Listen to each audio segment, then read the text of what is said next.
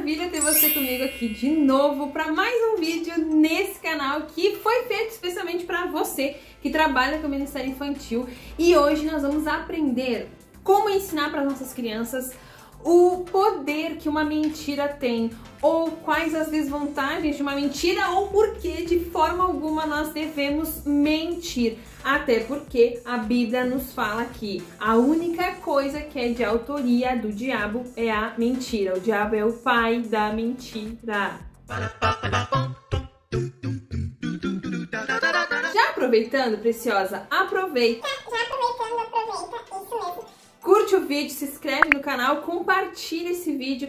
Se de alguma forma os conteúdos aqui da parte têm te ajudado nesse Ministério Infantil, compartilha para outras tias também do Ministério Infantil para ser bênção na vida delas, assim como tem sido na sua também. Para nós ensinarmos sobre a mentira para as nossas crianças, eu trouxe hoje uma história muito bacana e você pode utilizar, claro, o recurso que você quiser. Quanto mais recursos visuais você tiver para contar essa história para suas crianças, melhor. Lembre-se sempre que a criança ela é visual, ela vai aprender com aquilo que ela está visualizando. O foco aqui é eu te trazer a base bíblica, a história bíblica. Depois o recurso você vê ali e adequa conforme as suas possibilidades em utilizar algum recurso próprio para essa lição, tá legal? A história de Ananias e Safira, ela se encontra na Bíblia lá no livro de Atos. Então eu vou te situar agora para você entender de qual fase aqui nós estamos falando, porque se você entender a ordem cronológica aqui dos fatos, você vai entender por que Ananias e Safira mentiram e qual foi a intenção deles mentirem quando eles venderam ali a residência deles. Então, ó, começando aqui depois da ressurreição de Jesus, pensa bem, professor, agora é a hora de você prestar atenção, entender a base, porque você pode ter os melhores recursos, você pode ter os melhores recursos visuais, mas se você não souber aplicar essa história ou qualquer outra história bíblica na vida das suas crianças, o seu recurso vai perder totalmente a função dele, vai ser simplesmente uma historinha contada como passatempo na vida dessa criança. E não é isso que nós queremos, não é mesmo? Então nós vamos agora para os fundamentos dessa história, para que você entenda os acontecimentos aqui, você consiga aplicar na vida das suas crianças de forma coerente com o dia a dia delas. Então, primeiro de tudo, você conhece a história de Jesus. Jesus morreu, ressuscitou dos mortos. Antes de Jesus morrer, ele deixou todos os seus ensinamentos para os discípulos. Jesus ressuscitou, foi morar com Deus no céu. E aí agora os seus discípulos ficaram encarregados de desenvolver ou trazer o desenvolvimento do evangelho e espalhar o evangelho a toda criatura. Ponto. Agora nós estamos na fase em que o evangelho está se espalhando nas regiões ali onde os discípulos moravam. Pense o seguinte, tá? Pense agora na sua região, onde você mora. Pense que milhares de pessoas ou muitas pessoas estão vindo de todas as regiões do mundo para ouvir você falar de Jesus, para ouvir você pregar o evangelho. Então todas as pessoas agora estão se acumulando ali na sua cidade. Pessoas abandonam as suas casas e vêm morar na sua cidade. O que acontece? Todo mundo está se juntando ali. Provavelmente vai ter pessoas que vão vir sem dinheiro, vão vir sem uma roupa, ou vão estar com calçado gasto, vão precisar de um calçado, ou vão precisar de um desodorante, de um shampoo pro cabelo. É isso que vai acontecer, as pessoas vão começar a se juntar ali, mas por ter abandonado as suas casas ou ter vindo conhecer o novo, conhecer Jesus, eles vão precisar de ajuda até eles se situarem aí onde você mora, não é verdade? Pois então, é isso que aconteceu lá atrás, naquele tempo que o evangelho começou a se espalhar. Pessoas do mundo inteiro, pessoas de todas as regiões começaram a ouvir esse tal Jesus, as curas, os milagres, a ressurreição, que até então era um ato que foi extraordinário, que foi o que moveu muitas pessoas a acreditarem em Jesus, principalmente quem conheceu e não acreditou, quem sabe agora fosse movido a esse novo entendimento do evangelho e se convertesse a Jesus Cristo. Era isso que estava acontecendo. Pessoas estavam se juntando ali e por causa disso as necessidades de algumas pessoas foram se destacando, foram ficando óbvias. Movido a isso, as pessoas começaram a vender. O livro de Atos vai falar que a igreja primitiva... O que é a igreja primitiva? eram esses primeiros cristãos. A igreja primitiva começou então a ser movida de compaixão, ser movida de amor pelo próximo, e eles começaram a vender as suas coisas, vender as suas casas, vender as suas propriedades para ajudar essas pessoas que estavam se juntando ao evangelho, esses novos convertidos. Então, pessoas vendiam as suas posses, vinham ali nos pés dos discípulos e entregavam seu dinheiro aos discípulos, que agora não eram mais discípulos, agora eram apóstolos, entregavam aos apóstolos as suas posses e os apóstolos eram quem dividiam conforme a necessidade das pessoas. Preste atenção, não era, vou usar uma linguagem nossa, tá? Não era, por exemplo, eu vendi a minha casa, vim aqui e dei R$1 milhão para os apóstolos e aí os apóstolos vão ali, vão dividir esse R$1 milhão para 500 pessoas. Não, era dividido conforme a necessidade. Então, se eu precisava de mais do que você, eu ia ganhar um pouquinho mais do que você. Não era um comunismo, não era todo mundo dividir igual. Não, era conforme a necessidade. Então, os apóstolos tinham essa visão sobre essas pessoas. Quem necessitava mais era quem era acolhido conforme a sua necessidade. E aí, o capítulo 4 de Atos vai terminar de uma forma maravilhosa, dizendo que Barnabé era um homem maravilhoso, né, galera?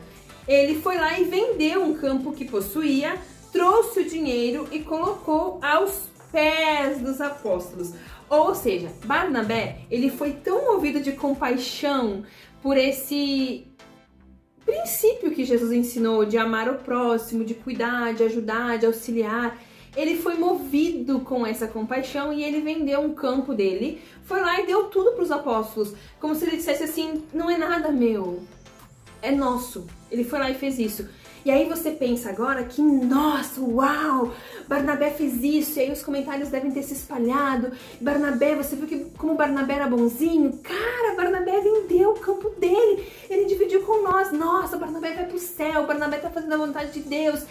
É assim ou não é que as coisas se espalham hoje no nosso meio? Foi o que aconteceu naquela época. Aí, o capítulo 5 vai começar falando sobre Ananias e Safira. Ananias e Safira já começa falando a história deles, que provavelmente eles ouviram isso, provavelmente eles estavam ali no meio da multidão quando aconteceu isso, e eles também decidiram vender a propriedade deles. Só que, primeiro ponto aqui, anote aí, professora, anote aí. Primeiro ponto, a Bíblia não coloca, não existe esse mandamento dentro da Bíblia que alguém devesse vender e compartilhar. Não, isso foi um testemunho histórico da igreja primitiva, que eles faziam isso. Ou seja, os irmãos eram movidos por essa compaixão, eles estavam no primeiro amor deles. Não que eu e você não devamos compartilhar, mas foco aqui, não era um mandamento vender e ir lá entregar para os apóstolos, não era isso. Mas Barnabé quis fazer isso. Você acha que ele fez bem ou não? Ele fez maravilhosamente bem. Assim como Ananias e Safira também teriam feito bem se não tivesse um pequeno problema no meio dessa venda. O que acontece, tá? Então, o primeiro ponto, não era obrigatório. Ninguém mandou Ananias e Safira vender a sua propriedade. Segundo ponto, Ananias e Safira, muito provavelmente, vendo todo o status que Barnabé ganhou de bonzinho, de homem de fé, de homem generoso, as pessoas falando bem de Barnabé, muito provavelmente Ananias e Safira foram movidos desse sentimento de orgulho e também quiseram esse mesmo status, o status de pessoas piedosas, de pessoas bondosas, pessoas que eram alcançadas pela fé e ajudavam os seus irmãos. Foram lá e venderam. Só que o problema é que eles venderam por um valor, embolsaram metade, embolsaram uma parte, foram lá e entregaram outra parte para os apóstolos. Até aí não tem problema, não tem problema. Por quê? Assim como não era obrigatório eles terem vendido, não era obrigado eles darem todo esse valor para os apóstolos. Não era. Até aqui, tudo bem.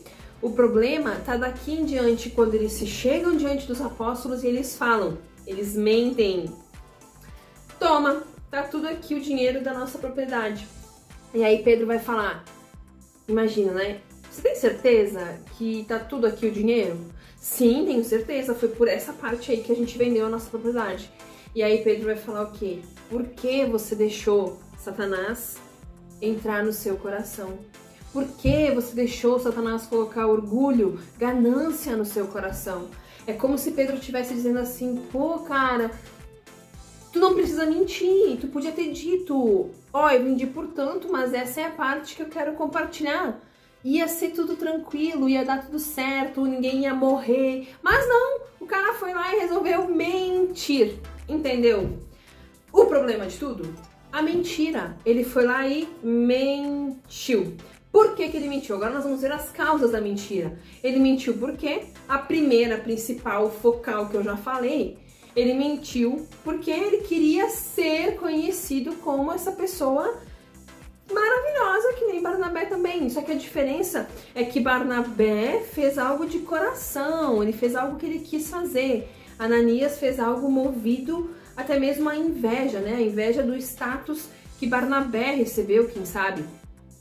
Só que, não bastando isso, ele recebeu o castigo. Morreu, arrastaram o corpo dele dali, tiraram o corpo dele enterrado.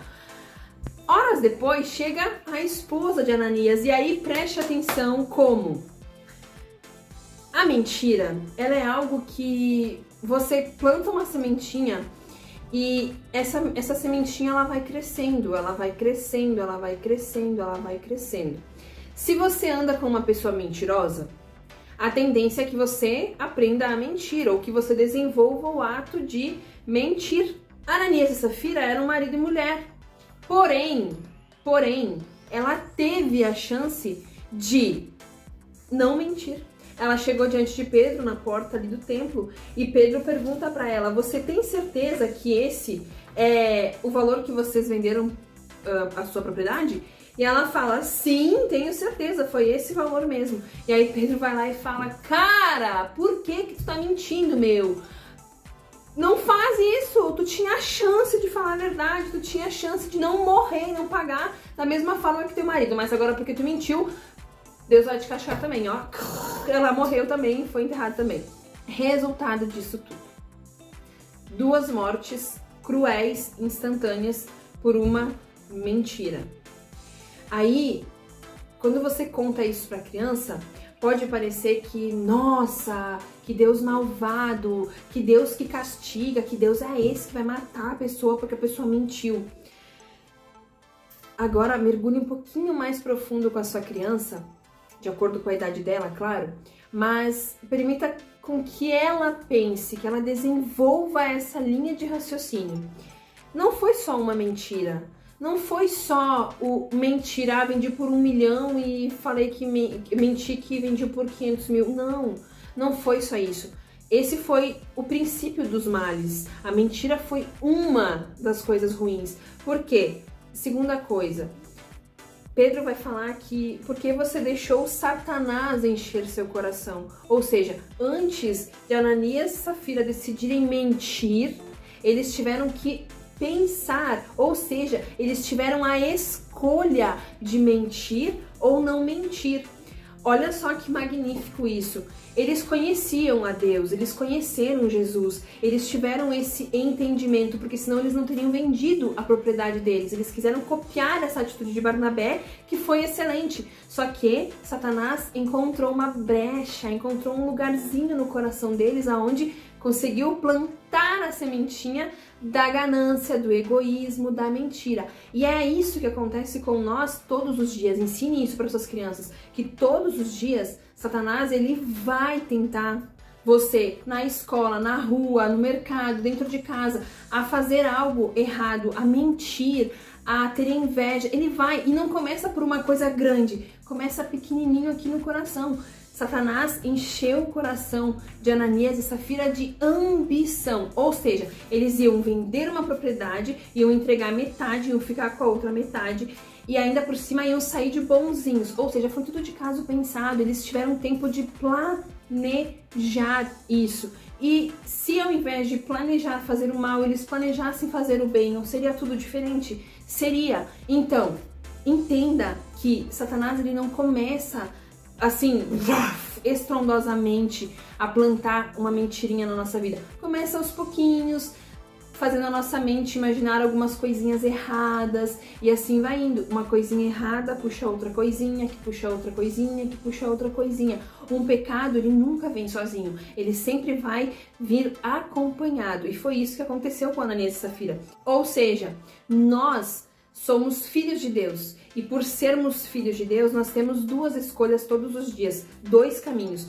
Ou o caminho onde eu escolho deixar Deus trabalhar na minha vida todos os dias, ou o caminho onde eu escolho deixar o diabo trabalhar na minha vida todos os dias. São escolhas, e nós, como filhos de Deus, temos sim o poder nas nossas mãos de deixar ou um ou outro nos guiar. E se nós deixarmos Deus nos guiar, não vai ser tudo mil maravilhas. É uma busca constante, é um contato com Deus diário que nós precisamos ter. Mas nós precisamos querer buscar a Deus todos os dias para realmente deixar com que Ele governe a nossa vida.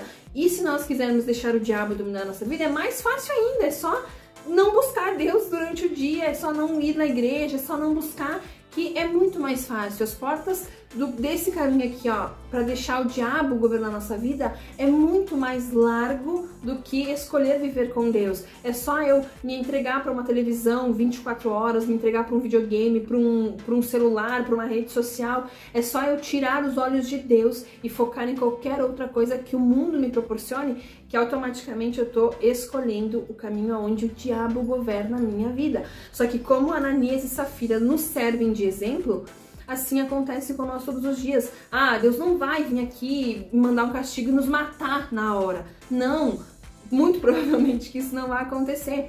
Mas nós temos sim as consequências dessa escolha, desse caminho, tanto de um caminho quanto do outro. Nós vamos colher os frutos.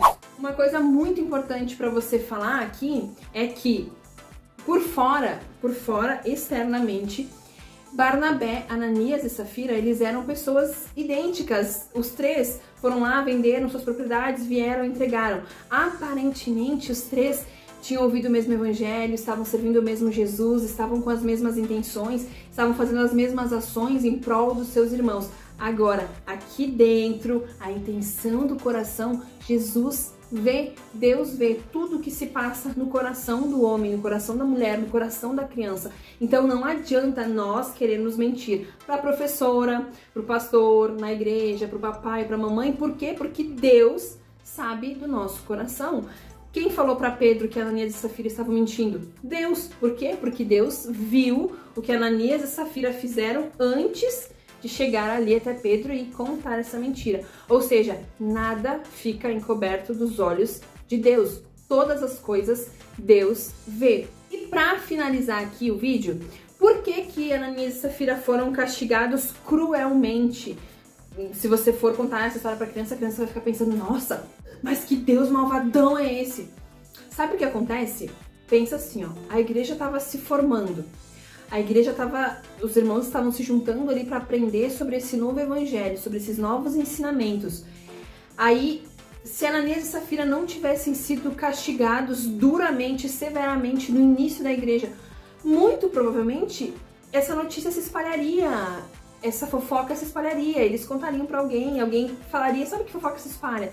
E esse diz que me diz que essa fofoquinha ia se espalhar, e esse acontecimento, esse ato de mentir, esse ato de egoísmo, esse ato de ganância ia se espalhar entre os irmãos também. E não era isso que Deus queria para o seu povo. Muito provavelmente Deus não permitiria que isso se espalhasse logo ali no início do evangelho, no início dos novos ensinamentos, da nova igreja, dessa nova geração da igreja. Então, por isso que ao castigar Ananias e Safira, se você for ler mais para baixo, você vai ver ali no versículo 17 para baixo que as pessoas se juntavam com os discípulos, se juntavam para receber curas e milagres, porém, vai falar assim, ó, versículo 13, aliás, vai falar assim, ó, dos demais, ninguém ousava juntar-se a eles. Ou seja, as pessoas que tinham muito medo, que ouviram isso, esse acontecimento de Ananias e Safira, eles preferiam não se juntar a eles, para não correr o risco de também acontecer alguma coisa com eles. Ou seja, esse acontecimento se espalhou para alertá-los de que, se eles pecassem, eles também pagariam o preço. Então, olha só, dei aqui mastigadinho para você essa explicação aqui da história de Ananias e Safira. E eu acredito que você consiga trazer isso para a vida das suas crianças, ensinando muitos pontos, muitos tópicos. Eu sempre falo aqui que antes de você ministrar para suas crianças, busque a Deus, faça um devocional com Deus todos os dias para que você esteja sensível à voz do Espírito Santo, para que no momento que você for ministrar para suas crianças, o Espírito Santo te traga realmente qual é a necessidade de cada uma delas. Então, é falar de ganância, é focar aqui no egoísmo, é focar no status. Hoje tem muito essa questão da rede social, de eu sou melhor que o outro, eu tenho uma vida melhor. E aí as crianças estão crescendo com esse ego de querer mostrar uma vida que não existe. Então foque nisso, ou a mentira, o que foi o principal aqui? Qual é o objetivo principal que você quer trabalhar na vida das suas crianças? E use essa história aqui de Ananias, que com certeza vai ser bênção pra você. Um beijo no seu coração. Vou deixar aqui no lado pra você uma sugestão de vídeo. Se você não curtiu o canal, curte o canal, se inscreve aqui, compartilha. Vou deixar uma seleção aqui de vídeos pra você. Um beijo no seu coração e até o próximo vídeo.